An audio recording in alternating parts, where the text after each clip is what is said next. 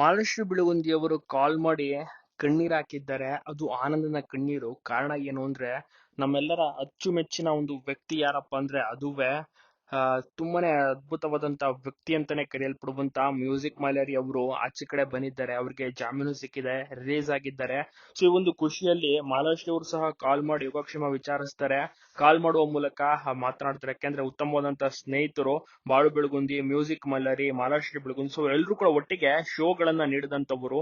So ಹೀಗಾಗಿ ಬಹಳಷ್ಟು ಅವ್ರಿಗೆ ಒಂದು ರೀತಿಯಲ್ಲಿ ಖುಷಿಯಾಗಿದೆ, ಆನಂದವಾಗಿ ಒಂದು ಕಣ್ಣೀರ್ ಹಾಕಿದ್ದಾರೆ. ಯಾಕೆಂದ್ರೆ ಇಷ್ಟು ದಿವಸ ಸುಮಾರು 3 ತಿಂಗಳು ಕಾಲ ಮಿಸ್ ಮಾಡ್ಕೊಂಡಿದ್ರು. ಯಾವಾಗ ಆಚೆ ಬರ್ತಾರೆ ಅಂತ ವೆಯ್ಟ್ ಮಾಡ್ತಾ ಇದ್ರು. ಕುಟುಂಬ ಪಾಪ ನೋಡಕ್ ಆಗ್ತಿರ್ಲಿಲ್ಲ. ಮಹಾಲಕ್ಷ್ಮಿ ಅವರು ಸಹ ಮ್ಯೂಸಿಕ್ ಮಲ್ಲರಿ ಅವರ ಪತ್ನಿಗೆ ಸಹ ಕಾಲ್ ಮಾಡಿ ಆಗಾಗ ಮಾತನಾಡಿಸಿ ಯೋಗಕ್ಷೇಮ ವಿಚಾರಿಸ್ತಾ ಇದ್ರು. ಸೊ ಹೀಗಾಗಿ ಮ್ಯೂಸಿಕ್ ಮಲ್ಲರಿ ಅವ್ರು ಬಂದಿದ್ದು ಖುಷಿ ಆಯ್ತು. ಕೇಸ್ ಕೂಡ ಅದೇ ರೀತಿ ಮುಂದುವರಿತಾ ಹೋಗುತ್ತೆ. ಯಾವಾಗ ಕೇಸ್ ಮುಗಿಯುತ್ತೋ ಗೊತ್ತಿಲ್ಲ. ಒಟ್ಟಿನಲ್ಲಿ ಈಗ ಸದ್ಯಕ್ಕೆ ಆಚೆ ಇದ್ದಾರೆ. ಇನ್ನ 1-2 ತಿಂಗಳ ಕಾಲ ಯಾವುದೇ ರೀತಿ ಪ್ರೋಗ್ರಾಮ್ಸ್ ಗಳನ್ನ, ಕಾರ್ಯಕ್ರಮಗಳನ್ನ ಒಪ್ಕೊಳ್ಳೋದಿಲ್ವಂತೆ ಮ್ಯೂಸಿಕ್ ಮಲ್ಲರಿ ಅವರು. ಫ್ಯಾಮಿಲಿಗೆ ಹೆಚ್ಚು ಸಮಯವನ್ನ ಕೊಡ್ತಾರೆ. ಪಾಪ ತಾಯಿಗೆ ಬೇರೆ ಹುಷಾರಿಲ್ಲ. ಸೊ ಹೀಗಾಗಿ ಅಲ್ಲಿ ಗಮನ ಹರಿಸ್ತಾ ಇದ್ದಾರೆ, ಮಾತನಾಡಿದ್ದಾರೆ ಬಾಳು ಬೆಳಗುಂದಿ ಮತ್ತೆ ಮಹಾಲಕ್ಷ್ಮಿ ಬೆಳಗುಂದಿ ಅವರು.